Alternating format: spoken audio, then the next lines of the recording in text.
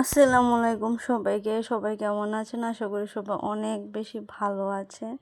তো আমার আশেপাশে সব অ্যারেঞ্জমেন্ট দেখে বুঝতেই পারতেছেন যে আমি কি কেক রেডি করতেছি।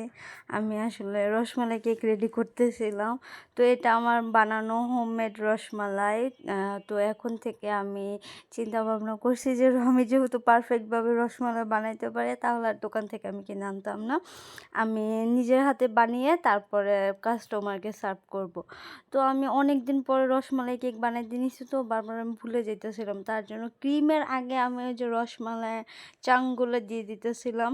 তো আমি একবার ভুল করছি, দেখবেন আবারও আমি সেম ভুল করি। তো আমি এখানে রসমালাই ক্রিম রেডি করে বেস রেডি করেছিলাম, রসমালাই ক্রিম রেডি করে তারপর উপরে রসমালাই চাং দিয়ে দিতেছিলাম।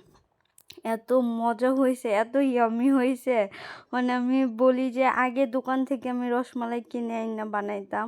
তো এখন যেহেতু আমি নিজের হাতে বানাইয়া খাইতেছি, মানে একটা খাইছিলাম আমি রসমালাই শুধু, আর বাকি সবগুলোই আমি দিয়ে দিতেছিলাম। তো এটা আমার বানানো, মানে ঘরে ট্রাই করার জন্য আমি বানাইছিলাম এই রসমালাই কেকটা। তো এটা অনেক বেশি আর্জেন্ট অর্ডার আসছিল, রাত্রে আসছিল, বলছে যে সকালবেলা দিয়ে দিতে হইব।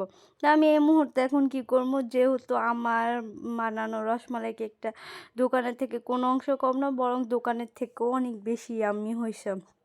অনেক মালাই সর পড়ছে, অনেক বেশি মজা হয়েছে, মুখে দিলে মেল্ট হয়ে যেতেছে। তো আমি ভাবলাম যে এটা দিয়ে আমি বানিয়ে দিই।